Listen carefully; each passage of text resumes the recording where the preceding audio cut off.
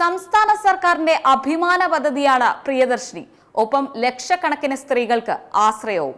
പ്രിയദർശിനി സാധാരണക്കാരായ സ്ത്രീകൾക്ക് വലിയ കൈത്താങ്ങായി മാറിക്കഴിഞ്ഞു. പക്ഷേ അത്തരമൊരു അഭിമാന പദ്ധതി ഒരു ദുരന്തമായി മാറിയാലോ? അങ്ങനെ ഒരു സാഹചര്യം ഉണ്ടാകാതിരിക്കാൻ അധികൃതർ കൂടി ശ്രദ്ധിക്കണ്ടേ? പ്രിയദർശിനി പദ്ധതി നടപ്പായതോടെ KSRTCയുടെ ഓർഡിനറി ബസ്സുകളിൽ അസാധാരണ തിരക്കാണ് അനുഭവപ്പെടുന്നത്. സ്കൂളിൽ പോകുന്ന പെൺകുട്ടികൾ മുതൽ സർക്കാർ ഉദ്യോഗമുള്ള സ്ത്രീകൾ വരെ ചിലപ്പോഴൊക്കെ അതിരു കവിയുന്ന തിരക്കാണ് ഓർഡിനറി ബസ്സുകളിൽ കാണേണ്ടി വരുന്നത്. തിക്കും തിരക്കുമായി അപകടത്തിലേക്ക് പോകുന്ന KSRTC ബസ്സുകളുടെ നേർക്കാഴ്ച കാണാം. തൃശൂരിൽ ചാലക്കുടി മലക്കപ്പാറ റൂട്ടിൽ KSRTC ബസ്സുകൾ ഓടുന്നത് ദുരന്തത്തിലേക്കെന്ന് ജീവനക്കാർ തന്നെ മുന്നറിയിപ്പ് നൽകുന്നു.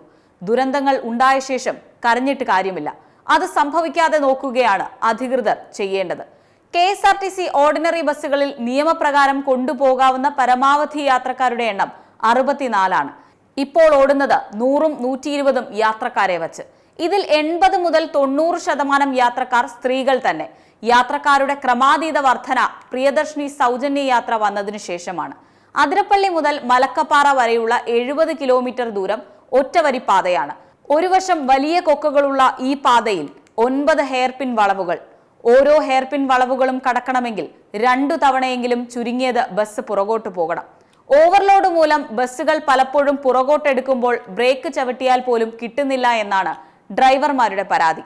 ഒരടി അങ്ങോട്ടോ ഇങ്ങോട്ടോ തെറ്റിയാൽ വലിയ ദുരന്തത്തിന് അത് വഴിവെക്കും. ചാലക്കുടിയിൽ നിന്ന് മലക്കപ്പാറയിലേക്ക് ഒരു ദിവസം ഓടുന്നത് 4 KSRTC ബസ്സുകളാണ്. പല ബസ്സുകളും 15 വർഷത്തിലധികം പഴക്കമുള്ളവ എന്നതും ശ്രദ്ധേയമാണ്. വിഷയം ചൂണ്ടിക്കാട്ടി ജീവനക്കാരുടെ സംഘടനയായ ഇൻഡിപെൻഡൻസ് ട്രാൻസ്പോർട്ട് എംപ്ലോയീസ് ഫെഡറേഷൻ ഗതാഗത മന്ത്രിക്കും ട്രാൻസ്പോർട്ട് CMDക്കും ചാലക്കുടി യൂണിറ്റ് അധികാരികൾക്കും ഉൾപ്പെടെ കത്ത് നൽകി. അടിയന്തര നടപടി വേണമെന്നാണ് അവരുടെ ആവശ്യം. ഏറ്റവും പുതിയ വാർത്തകളും വിശേഷങ്ങളും വിരൽത്തുമ്പിലറിയാൻ Zee മലയാളം ന്യൂസ് എല്ലാ ഡിജിറ്റൽ പ്ലാറ്റ്ഫോമുകളിലും ലഭ്യം.